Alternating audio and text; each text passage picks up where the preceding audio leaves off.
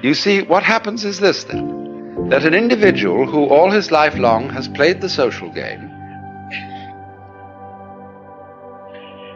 is then says, well, now I've done that. I've assumed this role, I've become identified with Tinker, Tailor, Soldier, Sailor, whatever it was. But now who am I? Really? In order to find that out, I have to go off by myself. Why? Because you have a role conception, a mask conception of yourself, because other people tell you who you are.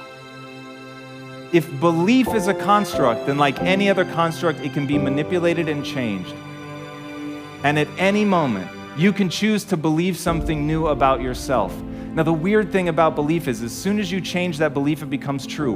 Why that is, I will never quite understand. What weird quirk of human evolution has left us in a space where simply believing it makes it true? If you think you're dumb, guess what? You're dumb. And you will act in accordance with that belief, and that should scare the shit out of you. So if you think about it, people wake up in the morning, they begin to think about their problems.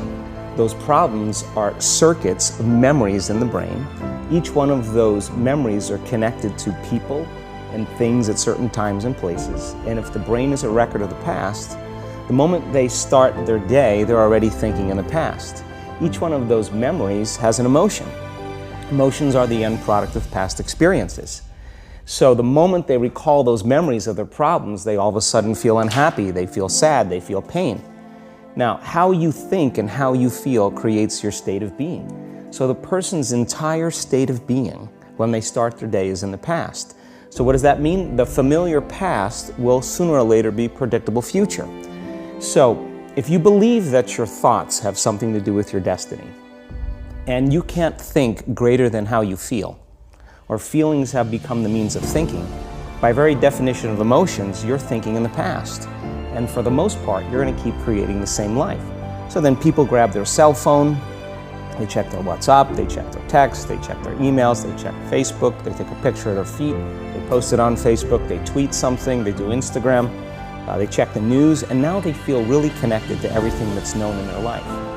And then they go through a series of routine behaviors. They get out of bed on the same side, they go to the toilet, they get a cup of coffee, they take a shower, they get dressed, they drive to work the same way, they do the same things, they see the same people, they push the same emotional buttons, and that becomes the routine, and it becomes like a program.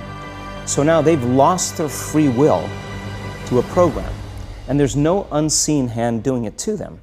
So when it comes time to change, the redundancy of that cycle becomes a subconscious program. So now 95% of who we are by the time we're 35 years old is a memorized set of behaviors, emotional reactions, unconscious habits, hardwired attitudes, beliefs, and perceptions that function like a computer program. The mind is the matrix in and of itself.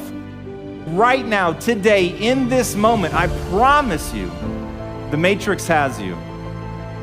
If you guys know David Foster Wallace's concept of this is water, to a fish, water is so ubiquitous it ceases to exist. Now we all have that same thing, and it's playing on us, and it's keeping us from becoming who we want to become. And that thing is our mindset. It's our belief system. It is so ever present. It is so ingrained into the fabric of who you are and the way that you process data, you don't even notice it.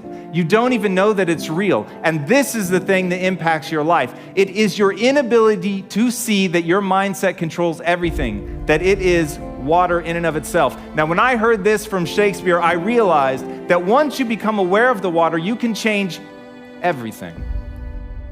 So then a person can say with their 5% of their conscious mind, I want to be healthy, I want to be happy, I want to be free. But the body's on a whole different program. So then how do you begin to make those changes? Well, you have to get beyond the analytical mind, because what separates the conscious mind from the subconscious mind is the analytical mind. And that's where meditation comes in, because you can teach people through practice how to change their brainwaves, slow them down. And when they do that properly, they do enter the operating system where they can begin to make some really important changes. So most people then wait for crisis or trauma or disease or diagnosis. They wait for loss, some tragedy to make up their mind.